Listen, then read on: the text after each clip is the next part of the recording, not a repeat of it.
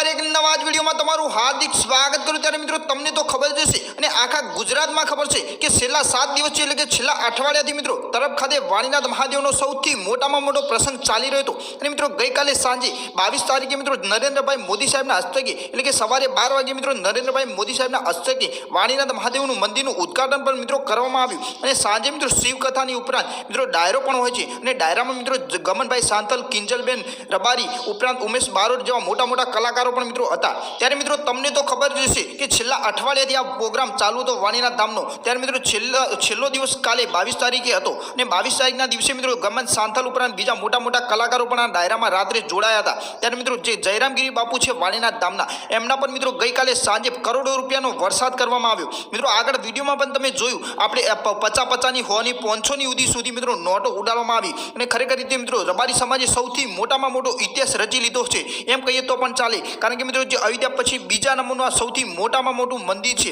જે વાણીનાથ મહાદેવનું મિત્રો તરફ ખાતે બની ગયું છે। અને મિત્રો આ મંદિરના દર્શન કરવા માટે ગઈકાલે મોદી સાહેબ પણ આવ્યા હતા। તો મિત્રો તમને જે આ પૈસા ઉડાડે છે વિડીયો બતાવવાની આપણે તૈયારી જ કરી રહ્યા છીએ, પણ એ પહેલાં વિડીયો ગમે તો વિડીયોને લાઇક કરી દેજો અને ચેનલ પર નવા જ હોય તો તમારા ભાઈની ચેનલને સબસ્ક્રાઇબ કરવાનું ભૂલતા નહીં। કારણ કે મિત્રો અને તમે મિત્રો આ વાણીનાથ મહાદેવના દર્શન કરવા માટે ગયા હતા કે નહીં એ નીચે કોમેન્ટમાં દર્શાવવાનું ભૂલતા નહીં। કારણ કે મિત્રો જે દરરોજ 2 થી 3 લાખની પબ્લિક આવતી હતી, પરંતુ ગઈકાલે મિત્રો એટલી લોકોની ભીડ હતી કે વાત જ ના પૂછો। કારણ કે મિત્રો મોદી સાહેબ આ મંદિરના દર્શન કરવા માટે આવ્યા હતા, એટલા માટે થઈને જ મિત્રો આ મંદિરે લોકોની ભીડ હતી। તો મિત્રો હવે જોઈ નાખો એ વિડીયો।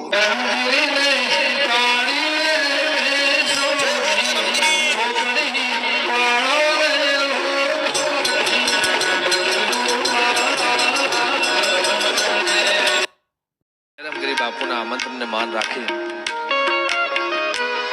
આજે અને સાથે 7 દિવસ બધા કલાકારોની હાજરી છે। અમારા બધાનું માન રાખી બાપાનું માન રાખીને અહીંયા વધારે બદલ ખૂબ ખૂબ આભાર।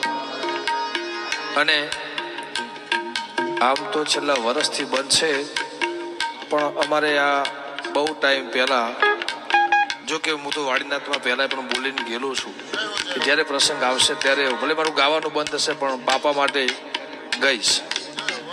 હો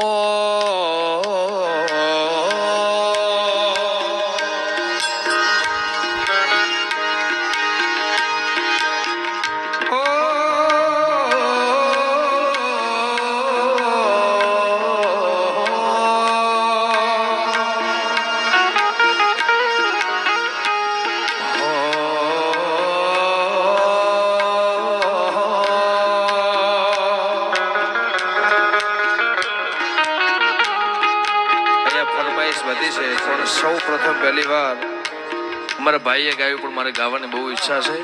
શરૂઆત ત્યાંથી કરું। ગોરો મળે તો બળદેવ ગીરી જેવા મળજો,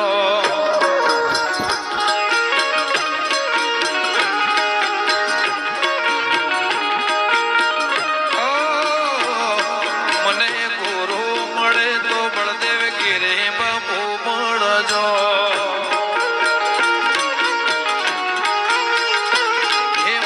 સમાજનો માને